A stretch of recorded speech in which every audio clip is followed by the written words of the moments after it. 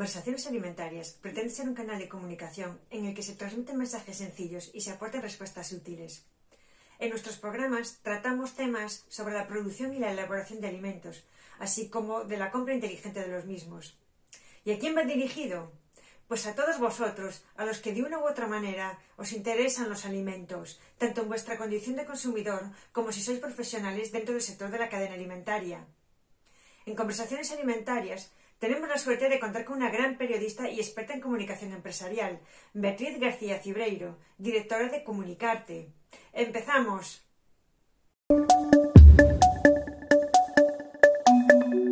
Bienvenidos al segundo programa de esta segunda temporada de Conversaciones Alimentarias. Como siempre, un espacio que compartimos con Esther Vázquez Carracedo, que nos ilustra, como llevamos haciendo ya 2 temporadas, pues en todos los datos pues, que vamos conociendo de la industria de la alimentación.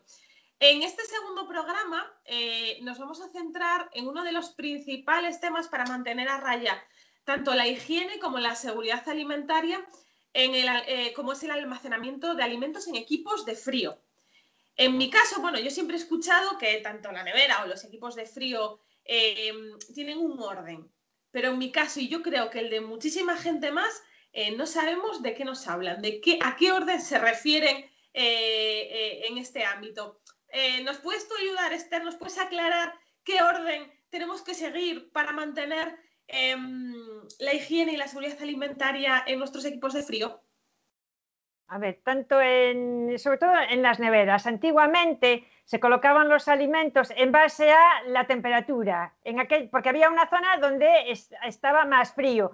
Pero hay que pensar en esas neveras que veíamos, en mi caso, en la casa de mi abuela, donde el compartimento de congelación estaba dentro de la nevera. Entonces las baldas que estaban cerca de ese compartimento sí que estaban más frías.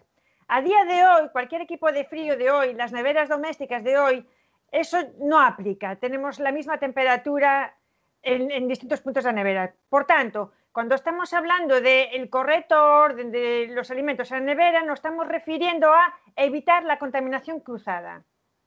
Oye, antes de seguir, ¿nos puedes explicar qué es esto de la contaminación cruzada? Vamos a ver. Ya ves que vengo muy preguntona. Muy bien, muy bien. La contaminación cruzada se puede producir de muy diferentes maneras y a lo largo de todas las etapas por las que pasa un alimento. Por lo tanto, permíteme que solo me centre en la contaminación cruzada en un equipo de frío.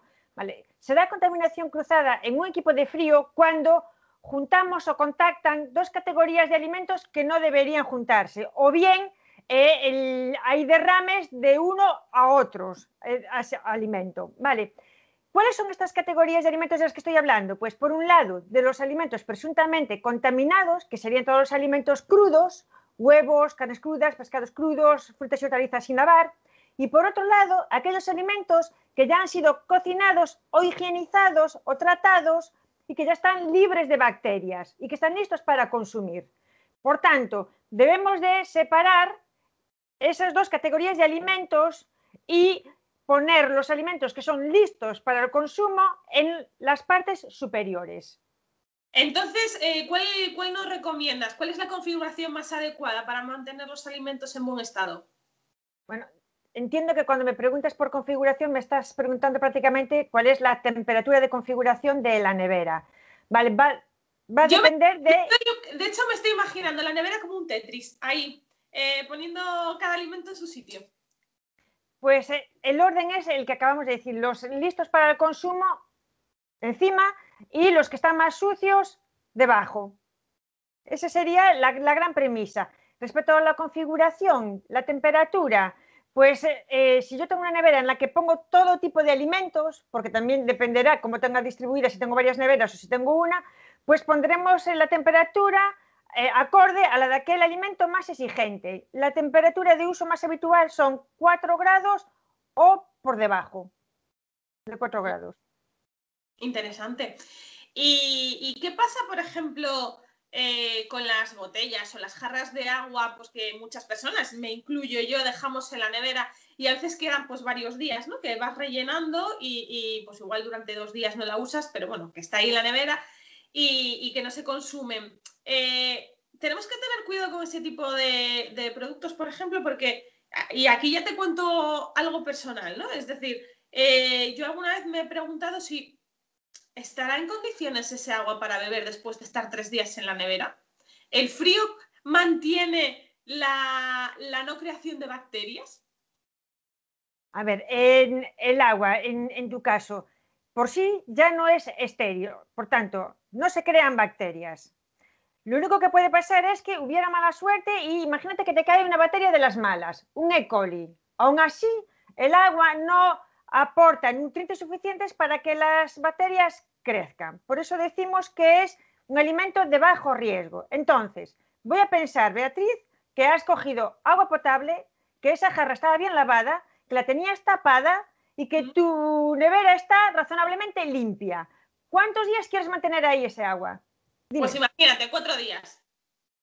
No tienes problema. No deberías de tener problema, incluso más. Hay gente que los ha dejado mucho más tiempo.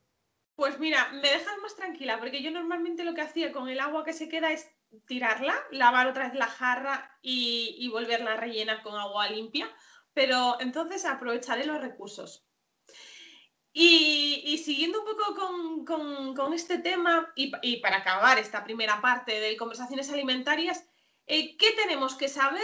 Yo quiero que me diga una voz experta, ¿qué tenemos que saber para que los equipos de frío no se vuelvan un peligro en contra nuestra? Efectivamente, un uso incorrecto de cómo almacenar los alimentos en una nevera puede dar lugar a que un alimento que cuando lo introdujiste era sanitariamente correcto se pueda o bien estropear o bien suponer un peligro sanitario. ¿De qué depende? Pues ya hemos hablado de dos cosas, de la temperatura y de evitar la contaminación cruzada. También debemos de tener esos alimentos en recipientes o cubiertos con film.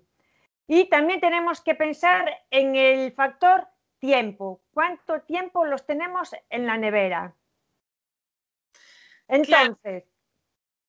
No, sigue, porque estaba muy interesante. Entonces tú me preguntarías, ¿y cuánto tiempo pueden estar en la nevera? ¿No? Exactamente. Un producto ya está. ¿Cuánto puede durar en la nevera? Bueno, pues vamos a ver si detallamos un poco más la pregunta de ¿y cuándo te surge esa pregunta? Imagínate que vas al supermercado a comprar un producto fresco, envasado, de carne, de pescado, y te viene una fecha de caducidad. Y tú llegas a tu casa y crees que tu nevera funciona correctamente. Bien, ya tienes ahí una fecha, ¿verdad? Ahora vamos a suponer que vas a comprar un producto a granel, al corte, en la pescadería, en la charcutería, en la carnicería. No tenemos ninguna fecha de referencia, pero tú llegas a tu casa y sigues creyendo que tu nevera funciona bien. O imaginemos que tú tienes la costumbre de adelantar comidas, por lo que sea, y luego las reservas en la nevera. No tenemos una fecha y tú sigues pensando que tu nevera funciona bien. Correcto. Entonces, ahí es donde nos puede surgir la duda, ¿no? ¿Cuánto nos puede durar ese alimento en la nevera? Pues bien, aparte de todas las cosas que hemos dicho, también influyen otras cosas. Dependen de cuán buenas han sido tus prácticas higiénicas al elaborar ese alimento o en qué condición estaban esos alimentos en la carnicería, en la pescadería, cuando los compraste. Entonces, decirte cuántos días puede estar un alimento en una nevera sería muy temerario, pero sí que te puedo hablar de una horquilla. Haciendo las cosas no bien, pero sin hacer burradas, cosas que se ven, y haciendo las cosas bien correctamente, la horquilla puede durar entre un día o 7 días, que puede durar un alimento en una nevera, también dependiendo del tipo de alimento, por supuesto, pero la horquilla está ahí. ¿Cuánto aprendemos contigo, Esther? ¿Cuánto aprendemos contigo? La verdad es que es un tema muy, muy, muy interesante, aunque parezca que es así una menudez, pero es muy, muy interesante. ¿Qué te parece si pasamos al segundo tema, que también está muy ligado a este primero? En este caso, pues hablaremos sobre la limpieza y desinfección de los productos de limpieza. Yo pensaba que el espacio con más nivel de contaminación de una vivienda o de un local eran los baños, y creo que es una idea bastante generalizada, pero es que resulta que hace poco escuché en los medios de comunicación, sobre todo con el tema de la COVID, de las medidas de higiene, escuché que lo que se sitúa de número 1 en el ranking de más contaminados son los productos de limpieza que usamos en la cocina. Por ejemplo, estropajos y bayetas. A mí la verdad es que me sorprendió un poco. ¿Qué hay de cierto en esto, Esther? ¿Nos puedes ayudar un poco? Efectivamente, al público en general nos resulta fácil comprender que el baño sea una superficie contaminada por el tipo de actividades que llevamos allí. Nos lavamos las manos, nos bañamos, hacemos nuestras necesidades fisiológicas, incluso nos sonamos, cuando vamos a vomitar vamos al baño. Pero no habíamos caído en la cuenta que hay otro sitio en los establecimientos o en los hogares donde hay aún mayor foco de contaminación, que es el fregadero y en concreto nuestros estropajos y nuestras bayetas. Por tanto, sí, te lo confirmo. ¿Y por qué ocurre esto? Tú piensas, el estropajo, una bayeta, es una superficie porosa.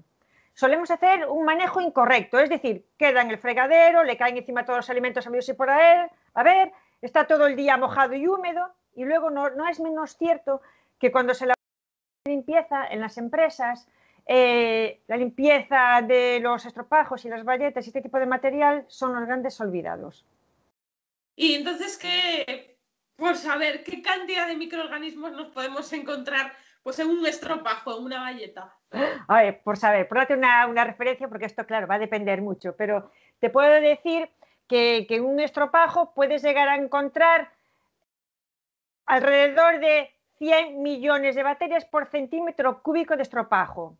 Pero esto no es nada si no te lo comparo. Imagínate, en la industria alimentaria, cuando estamos comprobando si una superficie que entra en contacto con los alimentos está limpia, ¿vale? Lo que buscamos, de forma general, te voy a hablar, cuidado, lo que buscamos es que haya menos de 10 bacterias por centímetro cuadrado.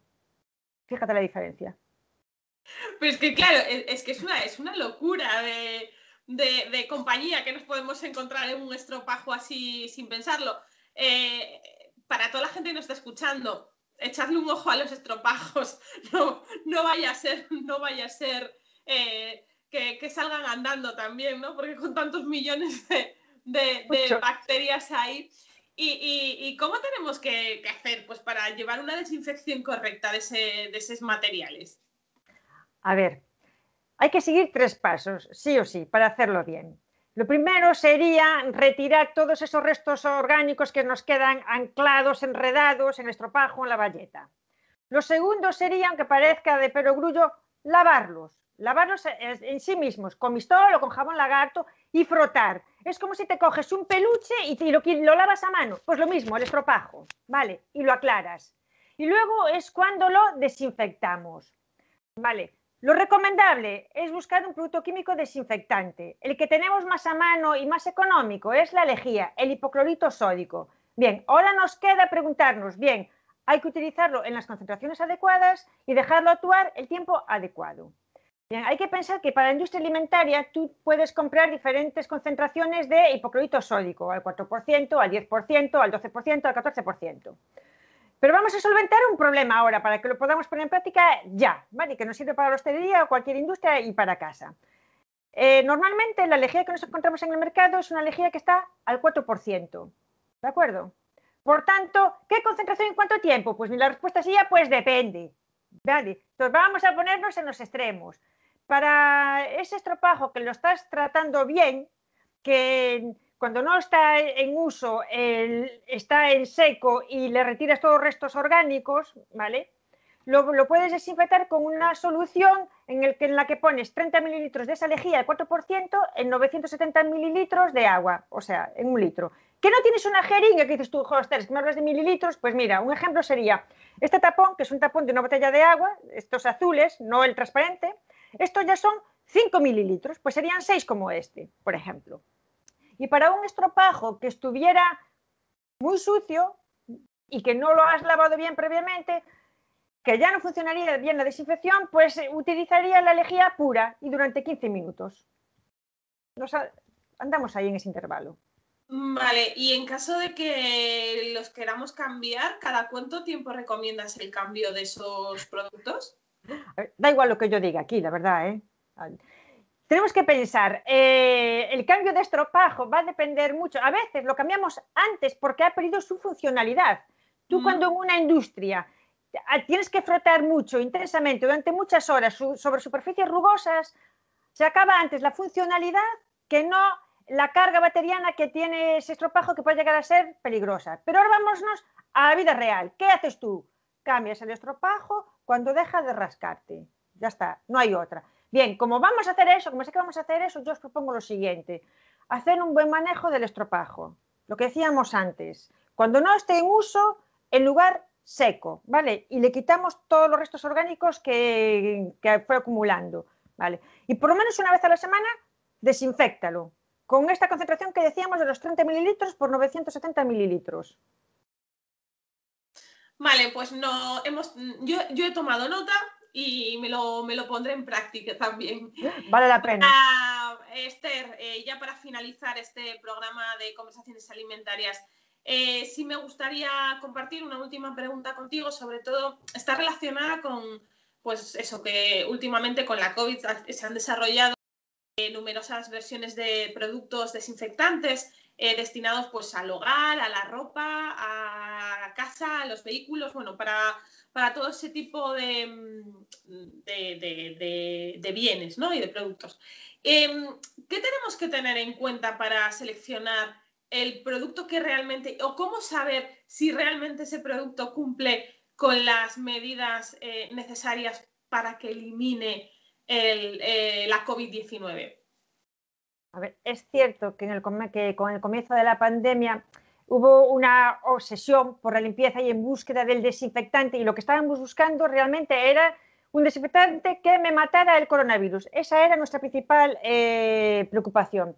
Bien, en la industria alimentaria esa no era una preocupación nueva, porque nosotros ya lidiamos con eso diariamente. Cuando tenemos que elaborar un plan de limpieza y desinfección, una de las primeras cosas que hacemos es hacer una buena selección del desinfectante, que me preocupo de que mate las bacterias o el tipo de agentes que yo tengo en mi empresa. Y en muchos casos son agentes más resistentes que ese coronavirus, con lo cual no ha cambiado nada en la industria alimentaria. Por otro lado, respecto a las medidas, en la industria alimentaria ya hay industrias alimentarias donde se desinfectaba el ambiente, sobre todo en las de alto riesgo, con desinfectantes, como no, también para el coronavirus, en este caso. Y también en la industria alimentaria había la práctica de lavarse las manos con desinfectante o, adicionalmente, como ocurre con el coronavirus también, con agua y jabón. Por tanto, no se han creado versiones nuevas de nada, no han aparecido nuevos desinfectantes, ¿vale? Lo único que ha ocurrido es, que también es cierto y hay que confesarlo, había muchas empresas alimentarias, establecimientos de hostelería que no desinfectaban, no había la costumbre de desinfectar, simplemente se dedicaban a lavar. Bueno, pues ahora se está desinfectando, bienvenido sea.